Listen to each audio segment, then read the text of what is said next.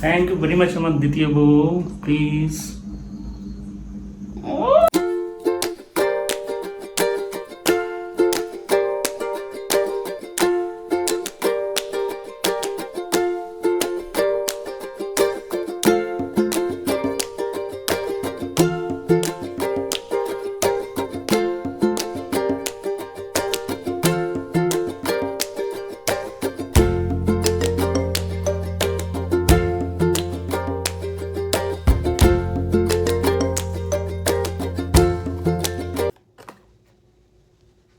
Hello everyone, welcome back to my channel. আমি সুস্মিতা। তো তোমরাই দেখতে পাচ্ছ যে আমি এখন কেক রেডি করছি।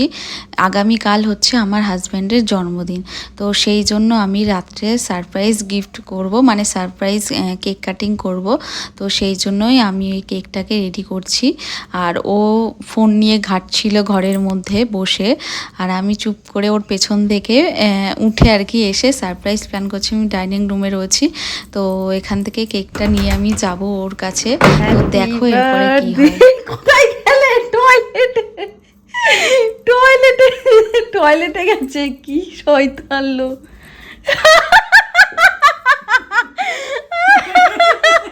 কি অবস্থা! লুকিয়ে গেছে, আমি বার্থডে উইশ করতে এসেছি। Happy birthday to you. দেখলে কি হলো, আমি ওকে সারপ্রাইজ দেওয়ার জন্য কেকটাকে নিয়ে গেলাম, বাট ও আগে থাকতেই বুঝতে পেরে লুকিয়ে গেছিল। আর সত্যি কথা বলতে এটা সারপ্রাইজ ছিল, বাট সারপ্রাইজ আর সারপ্রাইজ থাকলো না। Many many happy returns of the day. Thank you. খুব ভালো থাকো, খুব মানে সুন্দরভাবে কালকের দিনটা এনজয় করো, আর তার সাথে সারা জীবন তোমার অনেক সুন্দর কাটুক। খুব ভালো থাকো, খুব হ্যাপি থাকো, থ্যাংক ইউ পুচু। আর God bless you. Thank you আমার তৃতীয় বউ। দ্বিতীয় বউ।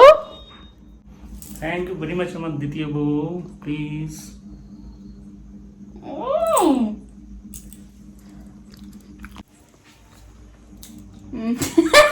নিজেই খাচ্ছ নিজেরটা, নিজেই খাচ্ছ নিজেরটা। Cheers.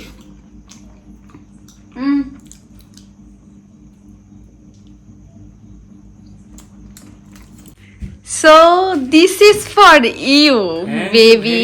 My half better half, my better half. এটা হচ্ছে আমার তরফ থেকে তোমাকে দেওয়া গিফট। তো কেমন লাগছে তুমি বলো।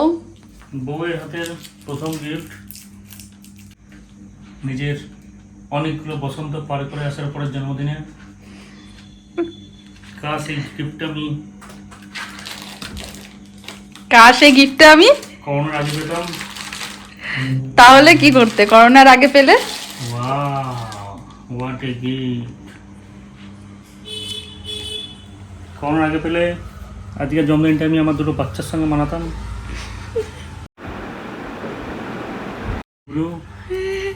লালু বলু, এটা তো কুকুরের নাম। কুকুরের নাম, সেটা কি করে তোমার বাচ্চা হতো গো? বাচ্চাগুলোকে কুকুর বানিয়ে দিচ্ছ নাকি? তো গিফটটা দেখাও। Nice gift.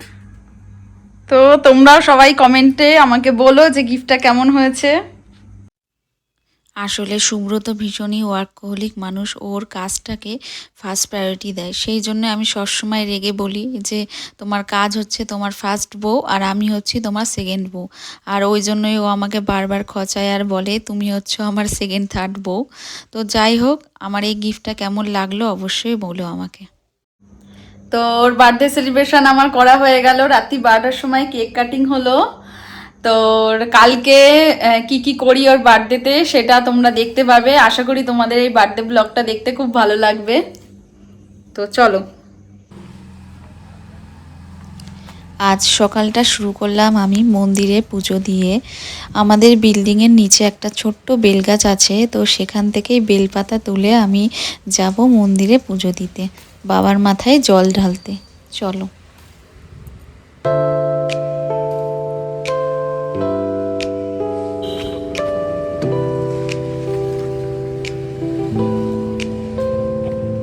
Good morning.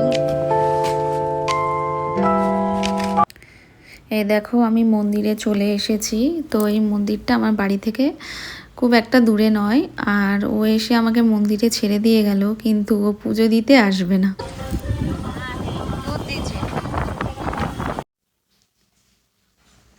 হাজব্যান্ডের জন্মদিন বলে কথা, আর সেই জন্যই আজকে সকালটা শুরু করলাম ভগবানকে পুজো দিয়ে। আজকে আমি অনেকবার করে ওকে বললাম চলো তোমার জন্মদিন, তুমি একটু পুজো দিয়ে আসবে, বাট হয় না, ছেলেরা অত সহজে পুজো দিতে যেতে চায় না। ও বলল না আমি যাব না, তুমিই যাও, আমার হয়ে পুজোটা দিয়ে দাও। তো সেই জন্যই আমি চলে এসেছি মন্দিরে, ওর হয়ে পুজোটা আমি দিয়ে দেবো। তো আমি যে মন্দিরে এসেছি দেখো, এখানে ঢুকতেই প্রথমে রয়েছে বজরংবলী প্রতিষ্ঠিত। তো আমি এখানে বজরংবলীকে পুজো দিয়ে তারপরে আমি গেলাম বাবা পঞ্চাননের মাথায় জল ঢালতে।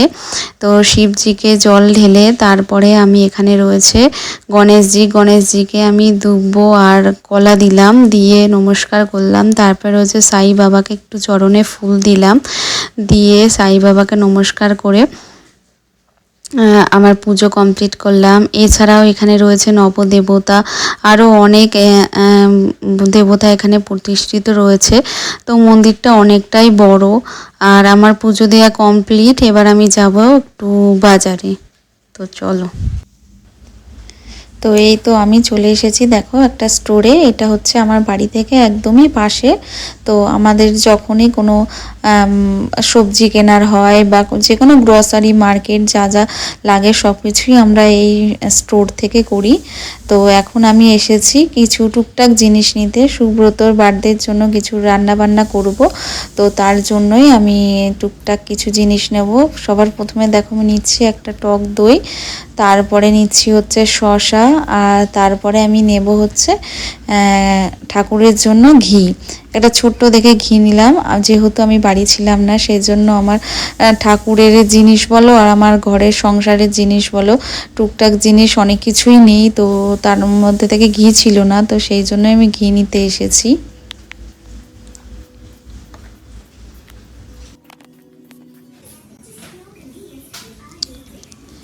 এরপর নিয়ে নেব হচ্ছে উচ্ছে, আর এই উচ্ছে দিয়ে আমি কি করি সেটা তোমরা একটু পরেই দেখতে পারবে। আর এরপর নেব হচ্ছে আম, এই আম দিয়ে আমি করব হচ্ছে আমের চাটনি। আমি প্রায় প্রত্যেক দিনই আমের চাটনি করার চেষ্টা করি, কারণ এই আমের চাটনি ছিল আমার খুব ফেভারিট, কিন্তু এখন এই আমের চাটনিটা ফেভারিট হয়ে গেছে সুব্রত। ও প্রত্যেক দিনই আমাকে বলতে থাকবে যে আমের চাটনি করো, আমের চাটনি করো। কোনো একদিন যদি আমি আমের চাটনি না করি তাহলে আমাকে বলে কেন করনি কেন করনি। হ্যাঁ, তো সেই জন্যই আমি আম নিলাম। যদি এই স্টোরে আম অ্যাভেলেবেল থাকে তাহলে আমি নিয়েই যাই, আর বাড়িতে নিয়ে গিয়ে আমের চাটনি বানাই। আর এখানে আমের কেজি যাচ্ছে হচ্ছে 79 টাকা। তো তোমরা আমাকে বলবে যে কলকাতায় এখন কাঁচা আমের প্রাইস কেমন যাচ্ছে। তো এরপর আমি নিয়ে নেব হচ্ছে প্লাম, যেহেতু এখন প্লামের সিজন, তো সেই জন্য আমি প্লাম নিলাম। এবার প্লাম নিয়ে বিলিং করে আমি যাব হচ্ছে বাড়িতে। এবার আমি তাড়াতাড়ি রান্না বসিয়ে দিয়েছি। তো প্রথমে আমি কড়াই একটুখানি তেল দিয়ে আলু, পেঁপে আর গাজরটাকে একটু হালকা ফ্রাই করে তুলে নেব। তো এবার বলি আমি কি রান্না করছি। আমি করছি হচ্ছে শুক্তো। তো যেহেতু সুব্রতর বার্থডে, তো বার্থডে বয়ের যা ফেভারিট সেই রান্নাই তো করব। তো সেই জন্য আমি ওর জন্য শুক্তো রান্না করছি। তো আমি যেভাবে শুক্তো রান্না করি সেটাই আজকে আমি তোমাদেরকে দেখাবো। এবার এর মধ্যে একে একে আমি দিয়ে দেবো হচ্ছে কাঁচকলা, সজনের ডাঁটা আর উচ্ছে। এবার এগুলোকে আমি হালকা হালকা ভেজে তুলে নেব। এরপর কড়াইয়ে সামান্য তেল দিয়ে তার মধ্যে আমি দেবো হচ্ছে তেজপাতা আর 5 ফোড়ন আর সামান্য একটু আদা দিয়ে নেড়ে তারপর যে ভেজে রাখা সবজিগুলো আছে সেগুলো দিয়ে হালকা একটু জল দিয়ে তারপর এটাকে একটু ফুটতে দিয়ে দেব। তো তার কিছুক্ষণ পরে এর মধ্যে দিয়ে দেব হচ্ছে দুধ আর সামান্য একটু নুন, আর লাস্টে আমি বেগুনটা দিয়ে একটু ভালো করে ফুটিয়ে নিয়ে একদম শেষে আমি দেব হচ্ছে উচ্ছে। আর তারপরে ভালোভাবে এই সবজিগুলো ফুটে গেলে একদম নামানোর আগে আমি দিয়ে দেব হচ্ছে রাঁধুনি আর আদা বাটা, আর দিয়ে দেব হচ্ছে সামান্য ঘি। তো এইভাবেই আমি শুক্তো বানাই। তো আজকে সুব্রতর জন্মদিন আমি কি কি রান্না করেছি সেটাই তোমাদেরকে দেখাই। আর এখানে দিয়েছি হচ্ছে সাদা ভাত, আর এখানে রয়েছে 5 রকম ভাজা, শুক্তো, আর এখানে দই চিংড়ি, আর এখানে ইলিশ মাছ রয়েছে, কচু আলু বেগুন দিয়ে করেছি আমি, আর রয়েছে চিকেন কষা, চাটনি, স্যালাড আর পায়েস। তো এটাই হচ্ছে আজকে সুব্রতর দুপুরে বার্থডে লাঞ্চ মেনু। তো কেমন হয়েছে মেনুটা তোমরা সবাই আমাকে জানিও। বার্থডের 2 দিন পর থেকে আমি সেইভাবে কোনো ব্লগ করতে পারিনি, তো এরপর আমি কি করেছি তোমরা সবাই দেখতে থাকো। তো আমি রেডি হয়েছি, আজকে সানডে, সেই জন্য আমি সুব্রতকে বললাম চলো একটু আমাকে মুভি দেখাতে নিয়ে যাবে। আর সবাই সেইয়ারের জন্য খুব কান্নাকাটি করছে, তো সেই দেখে আমার খুব মুভি দেখতে যাওয়ার ইচ্ছা হয়েছিল। তো রেডি হয়ে বেরিয়ে গেছি, এখন আমাদের ফ্ল্যাট থেকে বেরোচ্ছি। তো চলো গিয়ে কথা হচ্ছে।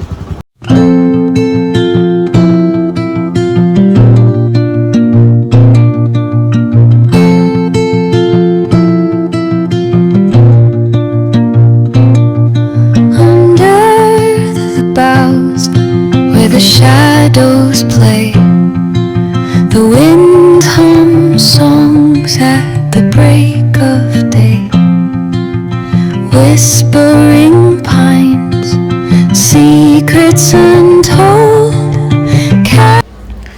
এই যে আইনক্সে চলে এসেছি, আর এই ধরনের লাভ স্টোরি আমার খুবই ভালো লাগে। আর সুব্রতর একদমই পছন্দের নয় এই ধরনের মুভি, কিন্তু যেহেতু আমি বললাম চলো আজকে সানডে, কি আর করা যাবে, বইয়ের পছন্দ বলে কথা, তো সেই জন্য ওকে আসতেই হলো। তো আমরা মলে চলে এসেছি, এবার ঢুকছি আমরা মুভি দেখতে।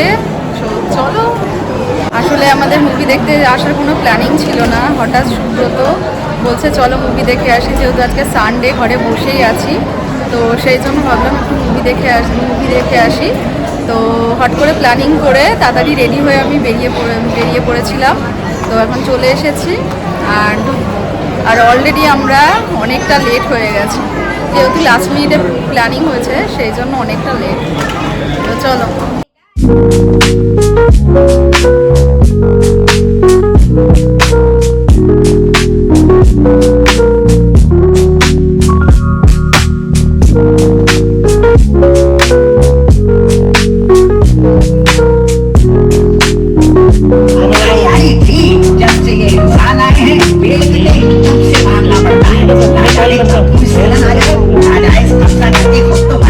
আমি মুভি দেখে বেরোলাম। মুভিটা আবার প্রথম দিকে অতটা ভালো লাগছিল না, তো মিডিল থেকে আমার খুব ভালো লেগেছে, এবং সবাই যে এটা কান্নাকাটি করে ফেলছিল এরকম অবস্থা, কিন্তু আমার সেরকম কোনো কিছু ফিল হয়নি।